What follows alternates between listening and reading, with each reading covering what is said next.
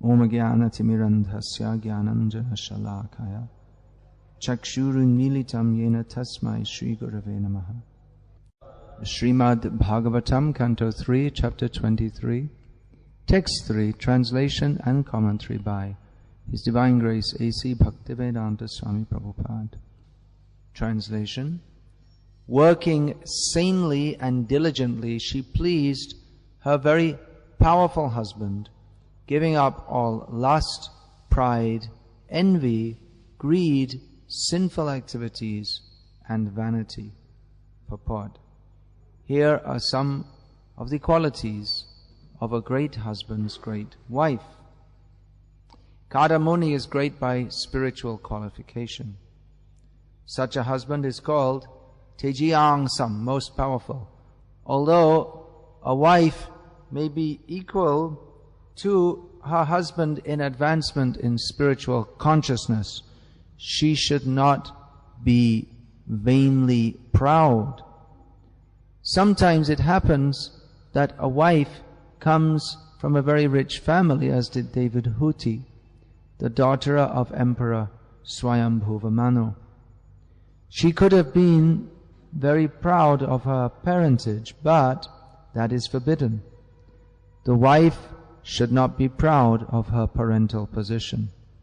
She must always be submissive to the husband and must give up all vanity. As soon as the wife becomes proud of her parentage, her pride causes great misunderstanding between the husband and the wife, and their nuptial life is ruined. Devahuti was very careful about that, and therefore it is said here that she gave up pride completely. Devahuti was not unfaithful. The most sinful activity for a wife is to accept another husband or another lover. Chanakya Pandit has described 4 kinds of enemies at home. If the father is in debt, he is considered to be an enemy. If the mother has selected another husband in the presence of her grown-up children, she is considered to be an enemy. If a wife does not live well with her husband but deals very roughly, then she is an enemy.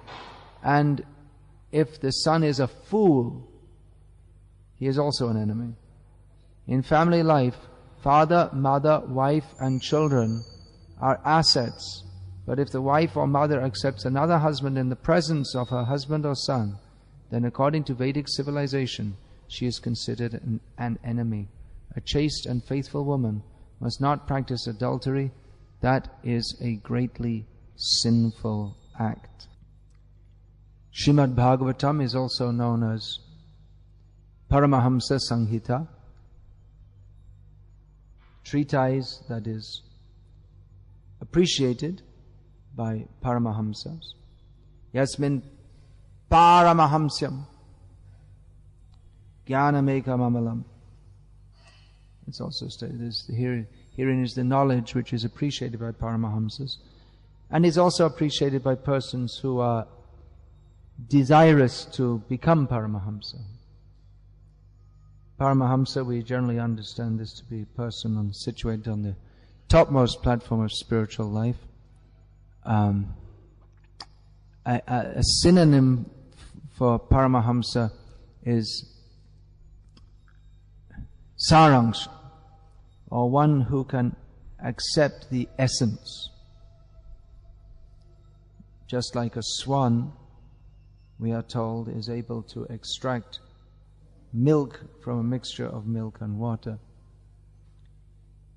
So herein is a description of the qualities of a chaste wife. Whereas Paramahamsas, another name for them will be Akinchan. They have nothing in this world.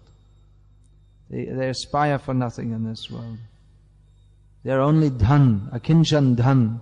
Krishna is the wealth of those who have nothing. Tvam akinchana gochar. You are available, Kunti Devi said to Krishna. You are available to those who have no other desire. So why is it being described about the marital life of Kadama Muni and Devahuti? Well, obviously they weren't ordinary people. Their son happened to be Prabhupada used to say that sometimes. He used to say happened. Not by chance, but their son was the Supreme Personality of Godhead. Although it appears from the text, it might appear like that Kadama Muni himself was not fully on the transcendental platform. Because even when Lord Vishnu appeared to him, he didn't say, well, take me back to you, but he said, I'd like to get a wife. But he didn't ask for a film star for his wife, or an apsara, but he wanted a wife who would help him in his spiritual advancement. So, for this purpose, a wife should be accepted. The Manu says that putrate kriyate bharya. Manu Maharaj states that a wife should be accepted for the sake of having a son. But the son, what is that? Putra pinda prayojanam. Putra means one who delivers from hell. Son is required for offering pinda, by which oneself and one's previous generations also are delivered from hellish life. Therefore, it is a duty. Devarshi bhutapta. What is that? Devarshi bhutapta nrinam pitrinam. There are 5 kinds of debts that everyone has to the devas, the rishis, to people in general, to one's relatives. Devarshi bhutapta, to all living beings, like horses and cows that help in human society. And also there's a debt to the pitris, which is fulfilled by having a son. Son means putra, not mutra. Mutra and putra come from the same organ, but son means a son who is trained in dharmic principles and who will continue the family traditions, and in this way save the forefathers from any happen chance descent into hell, and continue all the dharmic family traditions. In fact, the Srimad Bhagavatam, although it's Paramahansa Samhita and the subject matter is Krishna, the format is like that of any other Purana. It's the story of families. A main theme running through Bhagavatam is Vangsha Anucharit, the description of the great families. Surya Vangsha and Soma Vangsha. These are the 2 great Kshatriya families that populated the world. And other family lines are also described. So what's this? Describing families. These are not ordinary families. These are families in which great personalities appear. So Kadama Muni, he wanted a wife who could help him in his spiritual advancement. Son was required. It wasn't that we just get together and live together. But son, children are to be produced. Children, specifically son. At the time of marriage, the new wife is blessed, may you have 100 sons, not 100 daughters. Because the son is, nowadays of course there's a different outlook, but the son is, to have male children is considered more advantageous for, that may be on various platforms, but particularly because the male form is more advantageous for spiritual advancement. The word is there also in Sanskrit, putri, but actually the daughter will never offer pinda. The putra, the Putri is just, it is derived from putra, but actually the daughter doesn't save from hell. The son has to do that. Of course she can do if she's a Vaishnavi. But in the ordinary karma kandya following of varnashram, which most people follow, a son is required. So Karamuni is not an ordinary person. This we should understand. We should never think, well, Brahma is just some lusty man who chased after his daughter, and Shiva's lusty, he chased after Mohini Murti. We should never think like this. These are great personalities who may appear to be in some kind of illusion, and actually maybe, but that illusion is impelled by Krishna's Leela Shakti, just like Arjuna. Arjuna made the same objection. Lubda pindo daka, that if there's Varna Sankara, a result of this war, well, that the offerings of pinda and water to the forefathers, that will not take place, and then the whole society will fall down. So this Paramahansa Samhita is teaching us about the behavior of a wife, which you may think, well, what's that got to do with Krishna consciousness? But this knowledge is also required to help us on the path. How do we behave?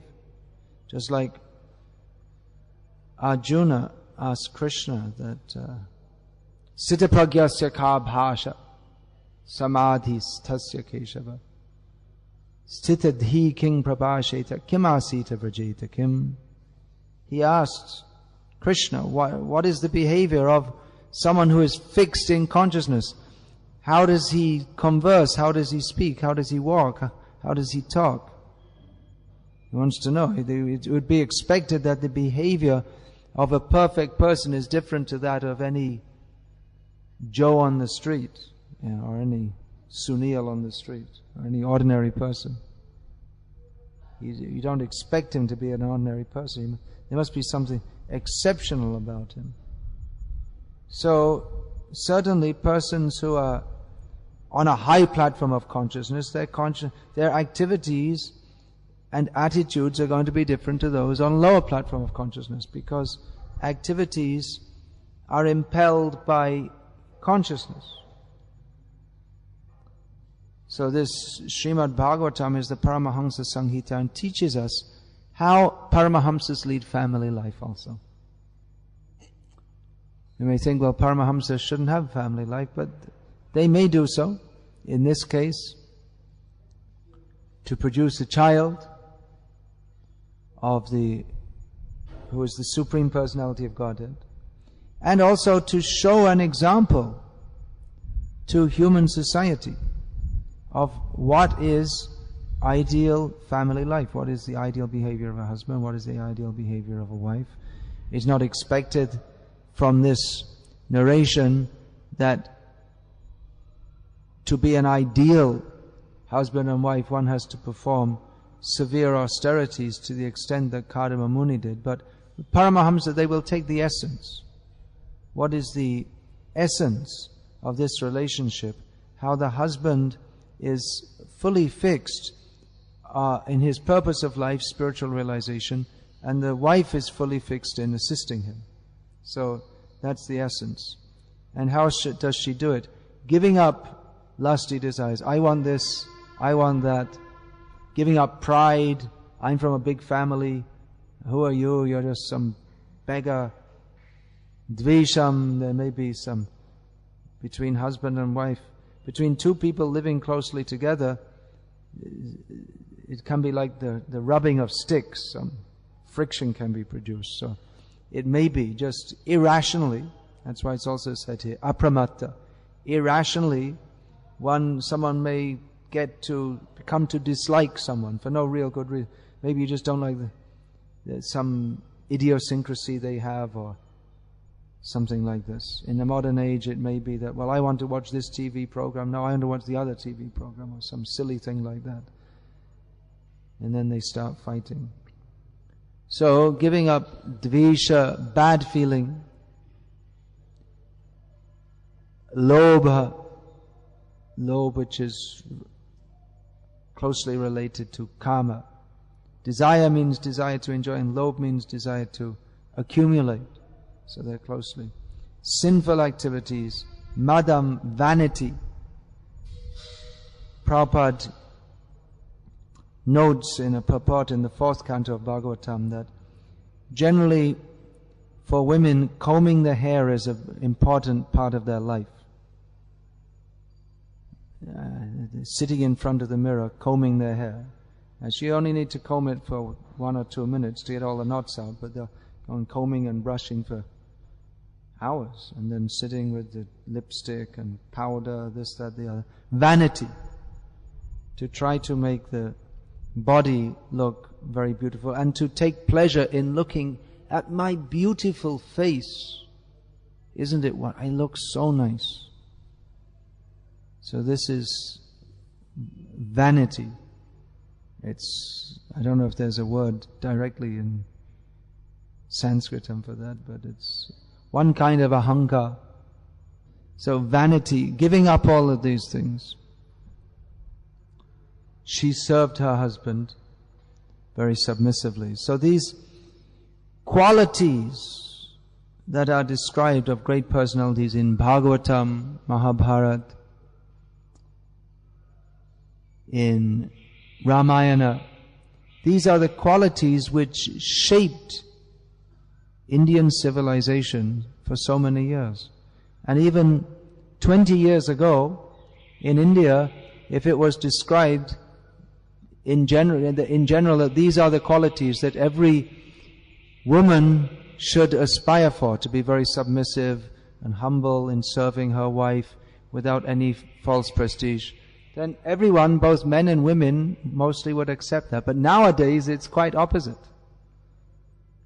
About 2 years ago here in Hyderabad, one lady who I happen to know from Dubai, she was moved to Hyderabad. They're Tamil, Ayas, smarta Brahmanas.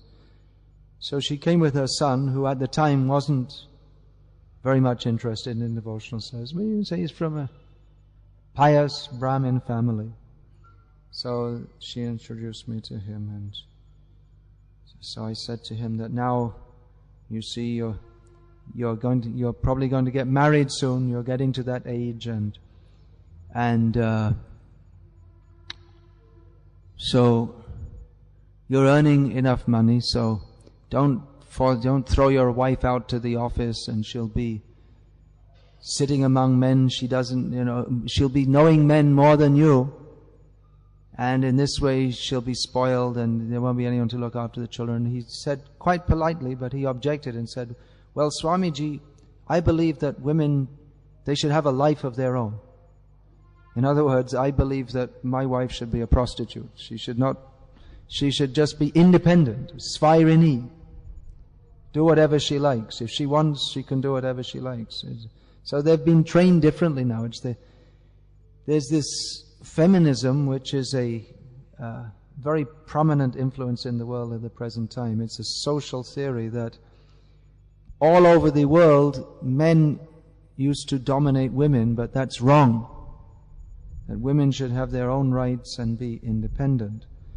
So this is based on a misunderstanding of the purpose of life. Nate vidu swarjakatim hi Vishnu. That the goal of life is to attain Vishnu. That there is more to life than simply enjoyment. If we take the goal of life to be simply bodily enjoyment, then yes, women should live their own life, because you only live once and you've got to enjoy it. And why should you spend your life serving someone else and looking after these smelly, dirty children? And so just enjoy yourself while you're young. And what's the best enjoyment is sex. So why stick with one man? Go around with as many men as you can. If you get fed up of men, then women can go with women also, and the men can go with the men, and whichever way you want, as often as you can, and enjoy life. This is the modern way of thinking. That's why we find that the feminists movements which say that women should be independent, they're very much linked with the movements for homosexuality. It's another thing. Until recently, all over the world, homosexuality was considered sinful and disgusting, but now they say you have full rights. And now in Spain, which is a Catholic country, very traditional Catholic country, it's the first country in Europe to legalize that men can marry men and women can marry women and they can have children. They take some children from somewhere because they can't produce them, that's for sure. That's what marriage is for. Putrate kriyate bharya. And that's it, because they think, well, if you want to enjoy, if a man wants to enjoy a woman, that's okay. If a man wants to enjoy a man, it's okay. But it's not according to the laws of Shastra. It's demoniac and sinful. So these two movements, they always support each other. And as soon as they start changing the way of thinking that, well, women, they don't have to be mothers and look after their children, and they can marry 6-7 times, and men can also, all this different thing. So as soon as they bring that in Kami society, then the next thing they bring in is the homosexual rights. Women's rights and gay rights. And it's the same in ISKCON. First they brought the women's rights, and now they're lobbying for homosexual marriage in ISKCON also. So these are demoniac tendencies, as Prabhupada clearly stated, that the sexual appetite of one man for another is demoniac. But people are arguing that, well, it's not demonic, it's natural. Some people, they're born like that, but it's not natural. Even heterosexuality is not natural. What is natural is to serve Krishna. But the heterosexual appetite can be dovetailed in the service of Krishna by having children and training them to be devotees. Whereas the homosexual appetite cannot. That's simply degraded and leads to more and more degradation. Even the relationship between man and wife, if not according to religious principles, that's also degraded and leads to more degradation. So this information is very important. We're coming to devotional service and we're trained, this is your bead bag, put your hands in and Hare Krishna, chant your rounds and follow Ekadashi and don't take this and don't take that. But, so this is all very good. This is helping us to come to the transcendental platform. But we often overlook that we haven't, in the modern age, we're not even trained how to live as human beings.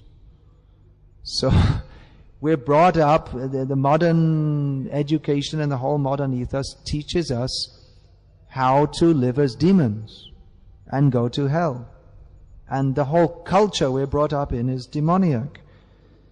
So, what we're seeing is that often devotees, they retain the same demonic, unless we teach these things to devotees, they tend to retain the same demoniac ideas.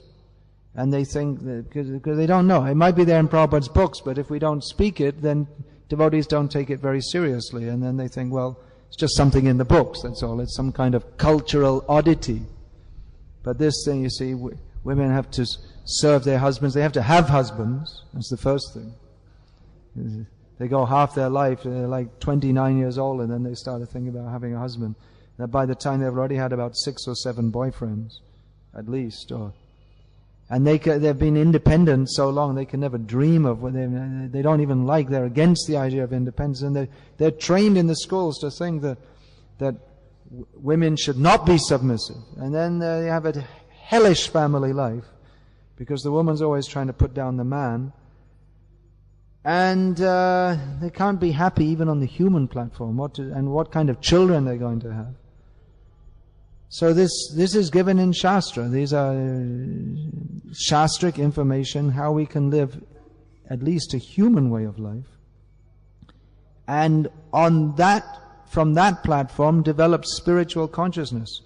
But the modern way of life is actually demoniac. This idea that we should all enjoy and everyone's meant to enjoy. And you can't really develop Krishna consciousness if we still have this modern way of thinking. It's not really modern, it's just demoniac. We say modern because from our perspective it's something that's come up recently, but it's there always in human society, this demoniac way of thinking, but sometimes it becomes more prominent and sometimes less so.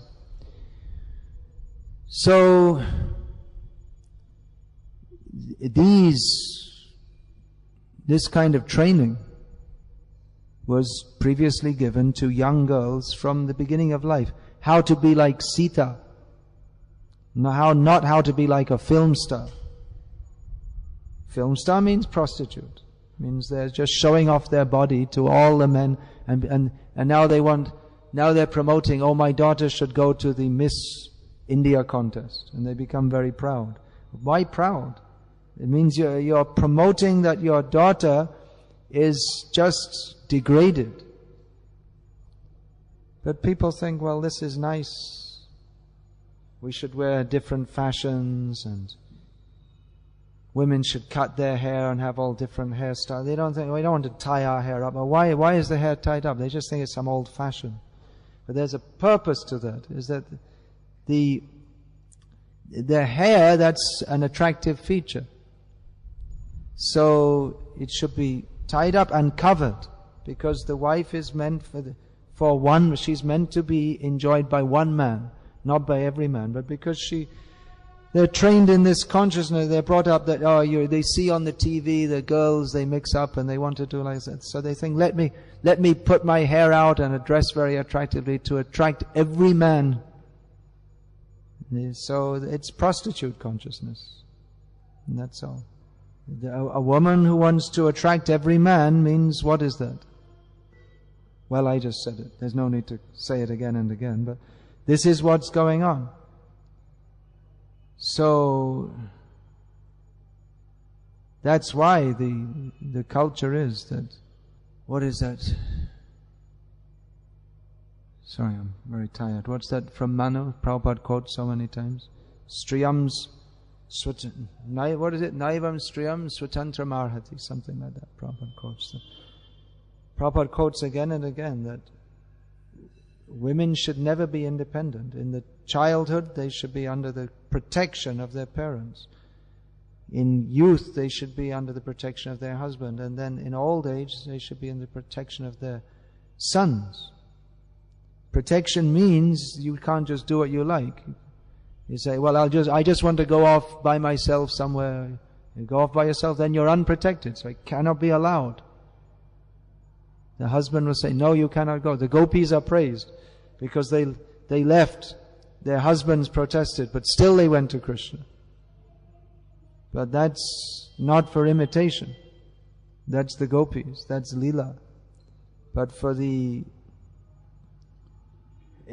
generally in society, that should be followed. Otherwise, by independence of women, then the whole society simply becomes filled with lust.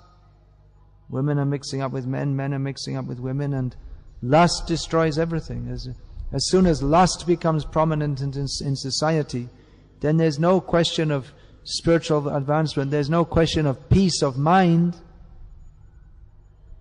So this lust is very dangerous. Therefore the whole Vedic society is organized to control that lust. The marriage institution is there to control and channel that in a manner that is useful for society. The marriage of Kadama and Devahuti is glorious because that will bring forth children, or the one child who is a great asset to society. So marriage that is called Kalyanam, that is considered something for the welfare of society. If the husband and wife are trained in religious principles and will bring forth children who will be an asset to society by their behavior, by the culture that they continue to uphold, by their spiritual advancement. But we can't say that Ravana's marriage is Kalyanam. Ravana, whatever a demon does is for the Jagad Ahita. It is for the non-benefit of society. So marriage is called Kalyanam, but it's actually Kalyana if the boy and girl are trained in religious principles, and they actually, you say even the wife isn't independent, but men are also not independent. Only some limited. The boy and girl get married, the boy still remains under the control of his father. He's also not independent. No one is independent. Actually, the only independent person is the Supreme Personality of Godhead. And the Brahmanas have some independence because they follow the rules of Shastra, which are the rules of God. And the Kshatriyas, again, some independence. They have some independence because they're trusted not to misuse that.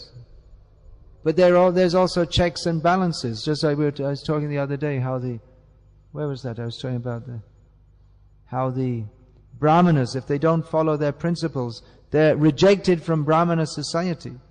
Then they become a Chandal.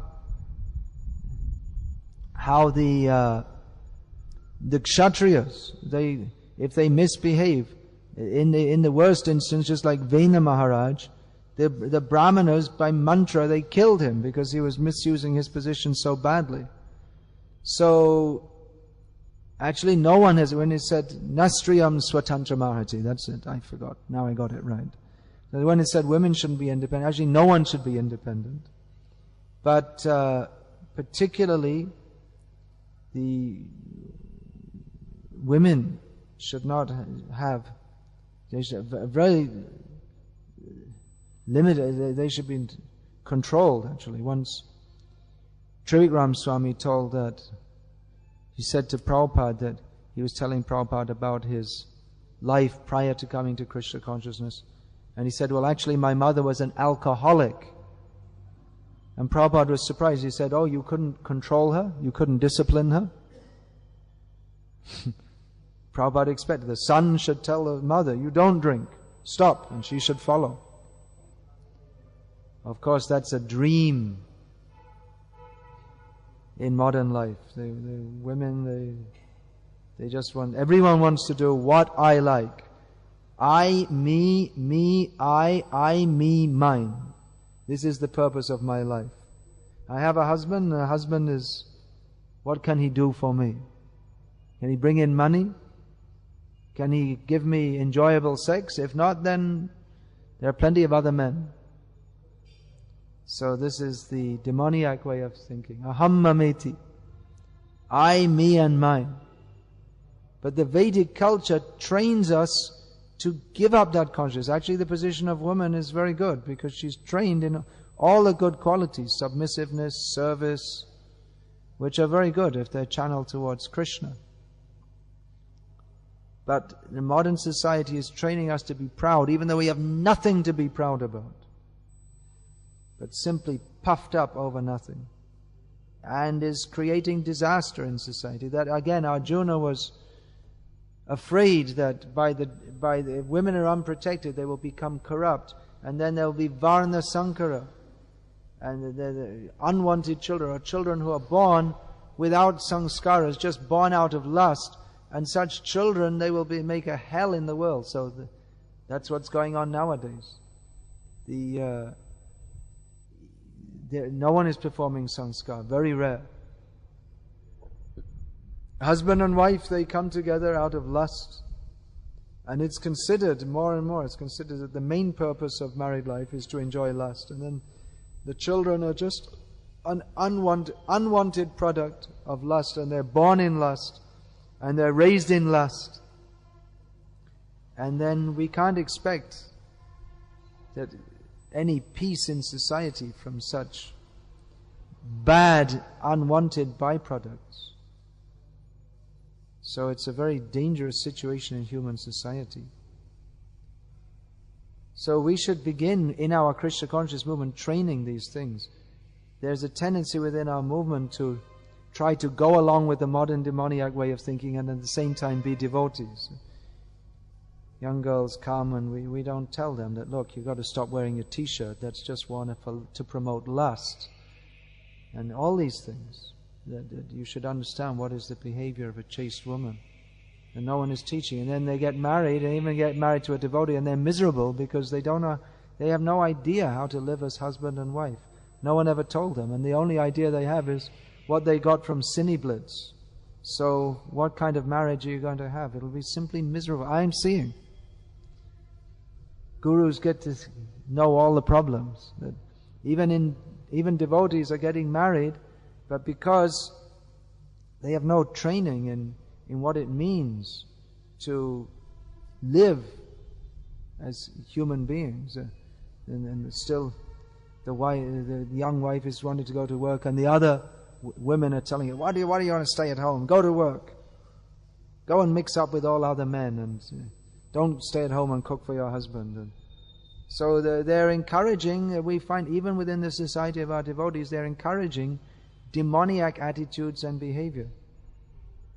So how can we establish Krishna consciousness? In the morning we chant our rounds, and in the day all day long we act in a demoniac manner, joking. Some married woman is spending all her day joking with a man who's not her husband, she has no relationship of any kind with. I mean, in Vedic culture, even the wife, she goes before the elder brother of her husband. She can't joke with him. What to speak of someone no relationship? So this is civilized culture, but we think we'll be devotees and at the same time we'll be demons. But we don't recognize. We think demon means Ravana, but this whole modern culture, it's demoniac. It's based on the demoniac principle, we shall enjoy. You don't like your husband? Well, divorce him. That's all. That's what's written in BTG. That I didn't like my husband wasn't very spiritual, so I divorced him. So we should understand. We have to read these books and we have to propagate these things in our society. Otherwise, it'll be a mess unless we follow the directions of Shastra. Then, as Lord Krishna states in Shastra, Ya Shastra Vidimutsraja Vartate Kamakarataha Nasasidhim Avapnoti Nasukam Naparam Gatim. If we don't follow Shastra, then what to speak of Param Gati? We cannot attain Sukh or Shanti or Siddhi. There's no question. So we think, well, we'll follow Shastra, we'll just follow the Bhakti Shastra. But this is Bhakti Shastra, Srimad Bhagavatam, in which it's described how to live a sane human life. And it's not according to Freud. It's not according to some modern psychologist who has no idea of the purpose of life. This is according to Vyasadeva. By not accepting this, the first thing we become an offender to Vyasadeva.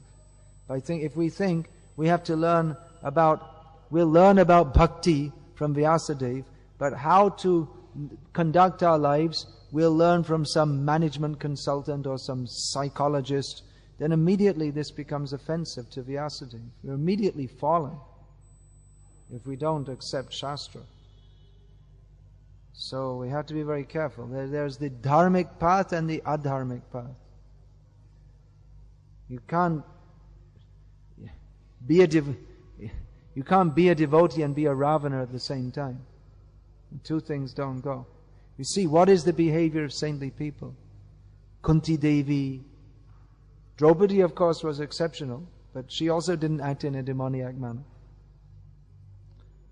Now, I may say the gopis, but the gopis example is not applicable to our daily life. For one thing, we're not on the platform of the gopis. And for another thing, that's very clearly Leela, that they never actually had those husbands. Their husbands never touched them. They didn't have a social relationship with their husbands. But if we see the example of generations of devotees, that they as Lord Krishna himself teaches Arjuna, you have to perform your worldly duty and be Krishna conscious side by side. Because if we think that, well, I'll just give up everything and I'll give up everything, including my husband, including my wife, and be Krishna conscious. But we can't do it. I've seen in ISKCON in the West so many times people say, well, I can't get on with my husband, I can't get on with my wife, I'll just divorce. They divorce, and then again they get married again.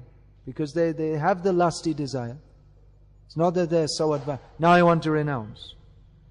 But they didn't renounce the lusty desire. So then they become actually sinful by marrying again. If a wife gives up one husband in the name of Krishna and then marries again, then that's very sinful. In the name of Krishna, you're justifying sinful activities. So, it's better we give up this puffed up idea that our modern psychologists, they know more than Vyasadeva, they know more than our acharyas, they know more than Prabhupada, and accept what is in Shastra, what Prabhupada took the trouble to translate for us and give lengthy purports on, and we say, well, we don't believe in this. Then what? Who did we become? Did we become Kunti Devi? Or did we become Putana? What is our position? This Indian culture, traditional Indian culture, that is the culture which fosters self-realization. And it is the greatest foolishness of India that the Indian people want to give this up and become like Rakshasas. And you'll get it. You're going to have it. Within a short time, it won't be safe to walk on the streets of Hyderabad because there'll be gangs of children coming up and attacking you, just like in the West. It'll be the same thing. You may say, well, that couldn't happen here. That's what they said about divorce. They said, well, it can't happen here. Now divorce is common. He said, it can't happen. You're bringing everything Western and you think that this won't be there. It will be there. All these horrible things are coming because you're so eagerly embracing this demoniac culture. How foolish. As Prabhupada said, Indians are the most foolish people in the world because they've got the best culture and they're deliberately throwing it away. So many mistakes, one after another. So at least our Krishna conscious movement, it should uphold and promote the actual culture which is given by our acharyas. Within our movement, we need to teach these things. Otherwise we teach, you chant Hare Krishna and you talk about Vraj Leela and all these things, but we don't, like I say, we don't even know how to live as human beings. So we're talking Vraj Leela, but then even husband and wife can't live peacefully. The most normal thing that would be expected, husband and wife can live peacefully, they can't, because they don't know how to. So these things are required. Any comments or questions? Maharaj. As we're talking about Vedic culture, this is something that Prabhupada also taught. You give and receive things with your right hand. It's called Shishtachar. Your bodily forefathers would have chastised you for that. I'm now in the position of something like your uncle, so I'm chastising you for that. Give and take things with the right hand. Alright? It's not as major a point as the ones we've been discussing in the class, but it's all part of the culture. Maharaj, as we know that in the present day scenario in Kali Yuga, the society is so degraded that many of the cultural aspects of Vedic culture are very, very difficult to revive. So, how practical? Which things are difficult to revive? Many of the, family traditions and these things. It's not necessarily difficult to revive. We just have to preach to people about the necessity of them, and then they can take it up. Even in the Western countries, some devotees, they want to follow this because they read Prabhupada's books, or this book I made glimpses of traditional Indian life. They read and I think, well, this is a much better way of life than the one we have. So it's a matter of convincing people and then training them, that's all. Revati Raman Prabhu was telling me he saw something there was some magazine article or something that they interviewed young people from the forward class or whatever you call it in the metros, in the 4 metros, who are like from well-to-do families, and they made some sociological survey, and they said that a majority of them said, we actually like the old Indian way of life better. It's much better. But we're caught up in this modern way of life, and what can we do? We can't get out of it. So we should show the way. But we do need a lot of infrastructure, that's for sure. Just like most of our temples, we don't even have any, or our communities, we don't have brahmanas who can perform the different sanskars. And even if you have them, like recently I had a very bad experience that one of my disciples got married and he wanted to get married in the temple, and then the devotee priest was worse than the kami priest, was squeezing out money and acting very badly. So he's not a Brahmin, he's got a thread around him, but he's worse than the pandas at Radha Kund or something like this.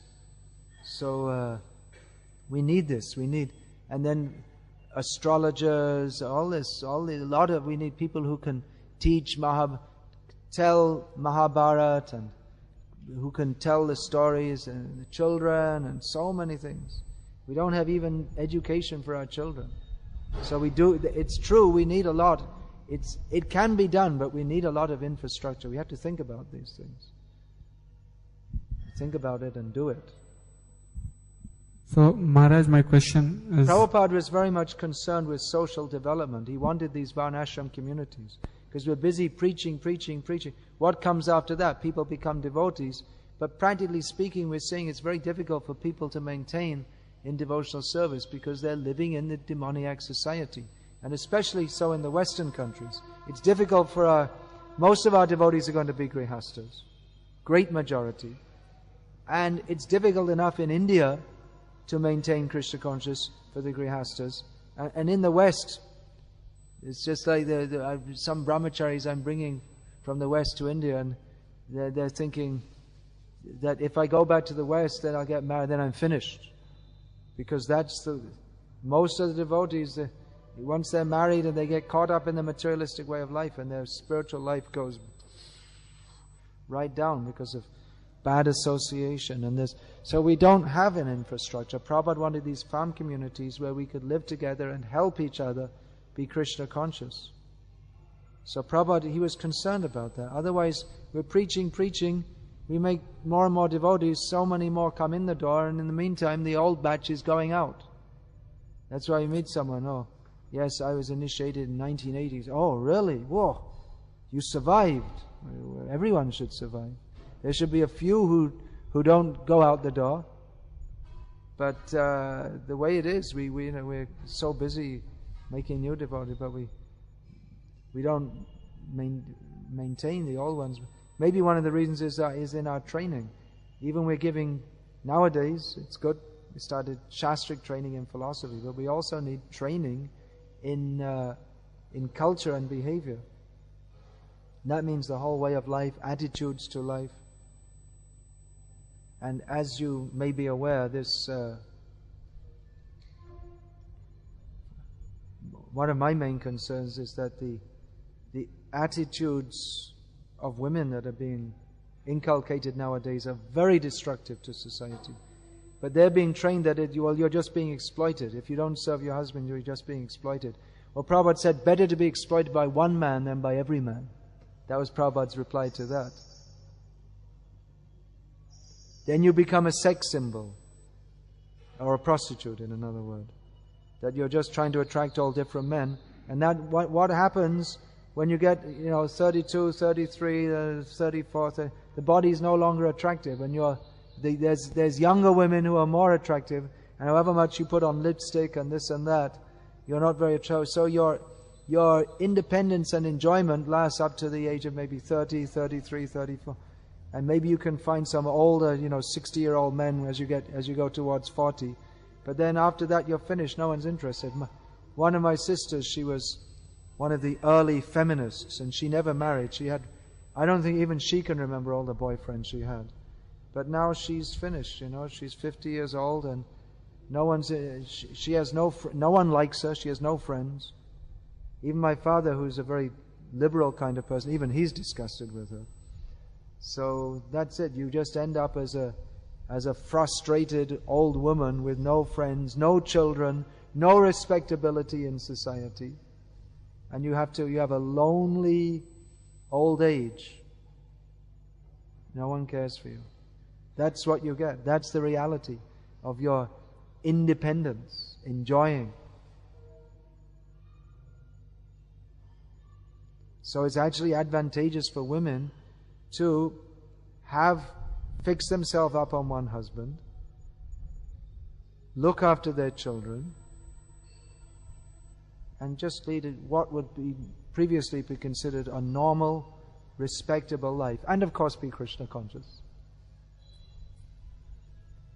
But if you think, well, I'll be Krishna conscious and I will just follow the modern way of thinking, then you'll be a disturbance, because you may think, oh, well, I'm very Krishna conscious, but actually, as Prabhupada noted in one letter, all the women who come to our society, actually they're looking for husbands. So